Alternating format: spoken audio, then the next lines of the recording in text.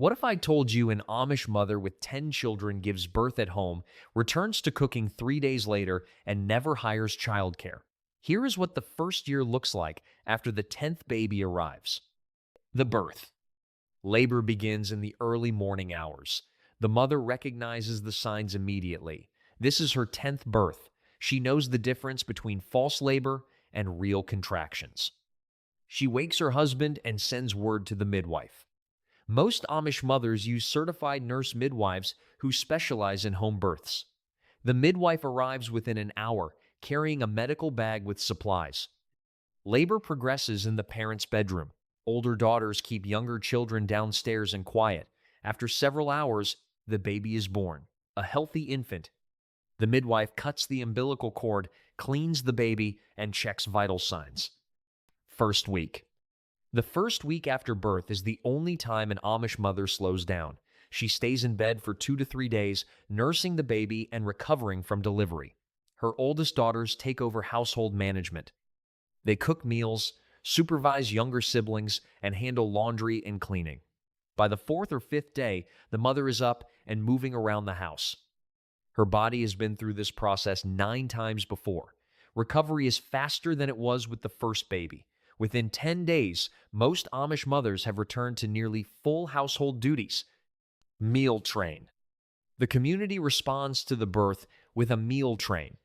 For 2 weeks after delivery, neighboring women bring prepared meals to the family. One woman delivers a casserole and bread on Monday. Another brings soup and fresh vegetables on Wednesday. A third arrives Friday with a baked chicken and pies. The meals are substantial enough to feed a family of 12. The visiting women do not stay long. They drop off food, ask briefly how the mother is feeling, and leave. This is practical support, not social visiting. The meal train serves 2 purposes. It ensures the family eats well while the mother recovers, and it prevents the oldest daughters from bearing the full burden of cooking for 12 people while also caring for a newborn. The meals continue for exactly 2 weeks. After that, the family is expected to manage on their own. The mother who received meals this month will provide meals for another family next month when they have a birth or medical crisis. Breastfeeding. The mother breastfeeds the 10th baby just as she breastfed the previous 9. Amish women nurse on demand without schedules or timers. The baby feeds every 2 to 3 hours around the clock for the first several months. This means the mother's sleep is interrupted constantly. But she manages this while also supervising the household and caring for 9 other children. Breastfeeding happens wherever the mother is working. She nurses while cooking dinner. She nurses while folding laundry. She nurses while helping an older child with schoolwork. The baby is carried in her arms or placed in a basket nearby while she works. Amish mothers do not use cribs or nurseries. Babies sleep in the parents' bedroom for the first year or longer. At night, the mother nurses the baby multiple times without fully waking. By the 10th child, nighttime feeding has become automatic. Her body responds to the baby's cries before she is fully conscious. She nurses, the baby settles, and both return to sleep within minutes. Older daughters help. The oldest daughters become secondary caregivers for the new baby. A 14-year-old daughter may change most of the diapers during the day while her mother cooks or works in the garden. A 12-year-old holds the baby during church services so her mother can focus on worship. A 16-year-old takes over infant care entirely for several hours each day, allowing her mother to complete heavy chores that cannot be done while holding a baby. This is not occasional babysitting. It is daily, constant responsibility. The older girls are being trained for their future roles as mothers in large families. They learn to soothe a crying infant. They learn to recognize when a baby is hungry, tired, or uncomfortable. They learn to manage infant care alongside other household duties. By the time these daughters marry and have their own first babies, they will have years of experience caring for infants. The learning curve will be minimal. They will know what to do because they have been doing it since they were 12 years old. This system ensures that Amish women enter motherhood with practical skills that modern women often lack. Household rhythm. The household rhythm adjusts to accommodate the new baby but does not change fundamentally.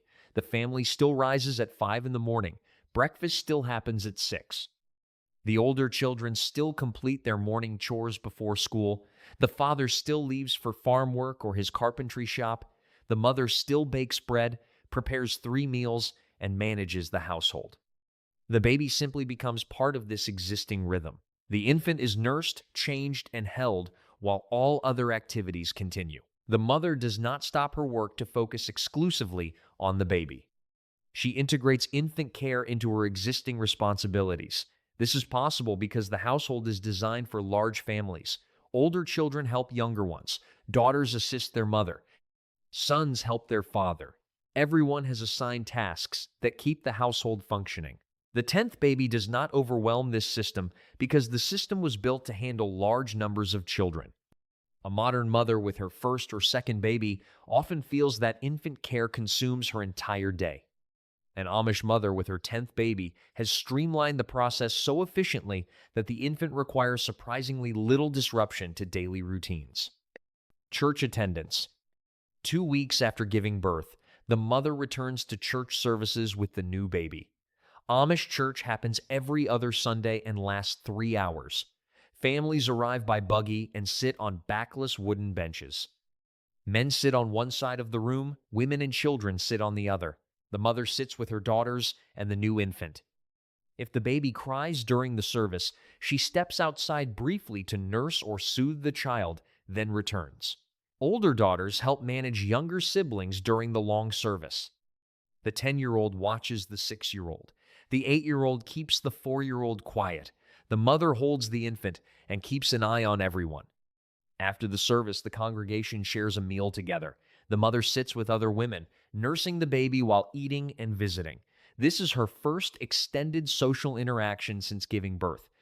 Other mothers ask about the delivery and comment on the baby, but the conversation is brief and practical. Amish women do not dwell on the details of childbirth. It is simply part of life. By afternoon, the family returns home. The mother has completed a full day of church attendance, social interaction, and infant care without complaint or assistance beyond what her daughters provide. No baby shower. There is no baby shower for the 10th child. In fact, there was no baby shower for any of the previous 9 either. Amish culture does not celebrate individual events with gifts and parties. Baby showers are considered too focused on one person and too materialistic. The family does not need gifts. They already have everything required for infant care.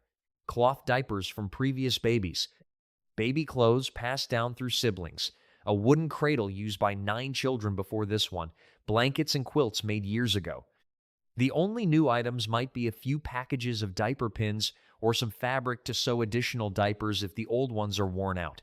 The lack of baby shower also reflects Amish values around humility and equality. Showering one family with attention and gifts while others receive nothing creates inequality and pride. The Amish prefer quiet support that does not draw attention. Bringing meals during the recovery period provides practical help without celebration or fanfare. Gifts, if given at all, are small and functional.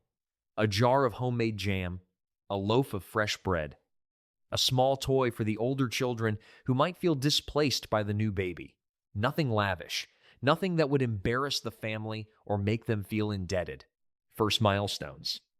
The baby's first milestones happen without pediatrician visits or developmental tracking. There are no well baby checkups at 2 months, 4 months, and 6 months. No vaccination schedules. No growth charts plotted on clinic walls. The mother monitors the baby's development through observation and experience. She knows the baby should start smiling around 6 weeks. She knows rolling over happens around 4 months. She knows sitting up independently comes around 6 months. If the baby meets these milestones within a reasonable time frame, she assumes all is well. If something seems wrong, she mentions it to the midwife or takes the baby to a local clinic. But routine medical surveillance does not happen.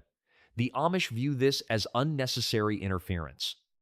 Babies have been growing and developing for thousands of years without monthly doctor visits. Modern medicine, in their view, has turned normal infant development into a medical process requiring constant professional oversight. The 10th baby reaches each milestone without fanfare. First smile, first laugh, first time rolling over, first solid food around 6 months, first word around 1 year. The mother notes these developments but does not record them in a baby book or photograph them extensively. Life is too busy for detailed documentation. The memories exist in her mind, not in albums or digital files. Her older daughters often notice milestones before she does. A 12-year-old sister reports that the baby rolled over while mother was kneading bread. A 10-year-old announces that the baby took first steps while holding onto a chair. These moments are shared verbally at dinner, but not celebrated with photographs or social media posts. The lack of documentation does not mean the milestones are unimportant. They simply represent normal development that does not require external validation or professional confirmation. The mother's confidence comes from having watched 9 previous babies reach the same milestones. She trusts her observations more than she would trust a doctor's assessment. This self-reliance extends to feeding decisions as well. She introduces solid foods when the baby shows readiness by reaching for food or watching family members eat with interest. She does not consult charts about iron-fortified cereals or pureed vegetables. She offers mashed potatoes from the family dinner, soft bread, cooked carrots, whatever the family is eating in soft form. The baby learns to eat by participating in family meals from an early age. 1-year mark. By the time the 10th child reaches 1 year old, the baby is walking and beginning to talk. The mother has resumed all household duties. She is cooking, cleaning, baking, gardening, and managing the older children without assistance. The infant has transitioned from complete dependence to partial independence. The baby can eat solid food, can drink from a cup, can entertain themselves for short periods. This frees the mother's time and attention for other responsibilities. At the 1-year mark, the mother is often pregnant again. Amish women who breastfeed exclusively sometimes experience delayed return of fertility, but most resume menstrual cycles within 6 to 12 months postpartum. Without birth control, pregnancy follows quickly. The family may welcome an 11th child before the 10th has turned 2 years old. This pattern of closely spaced pregnancies is common in Amish families. Children are born every 18 months to 2 years throughout the mother's fertile years. A woman who marries at age 20 and remains fertile until 40 could have 10 or more children without any medical intervention or unusual circumstances. The 10th child's first birthday is not celebrated with a party.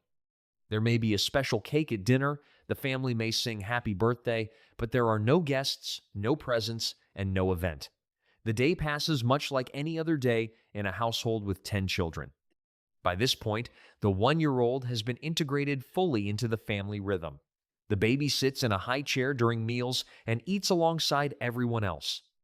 The baby plays on the floor while older siblings do schoolwork at the kitchen table. The baby naps in a crib or basket while the mother works nearby.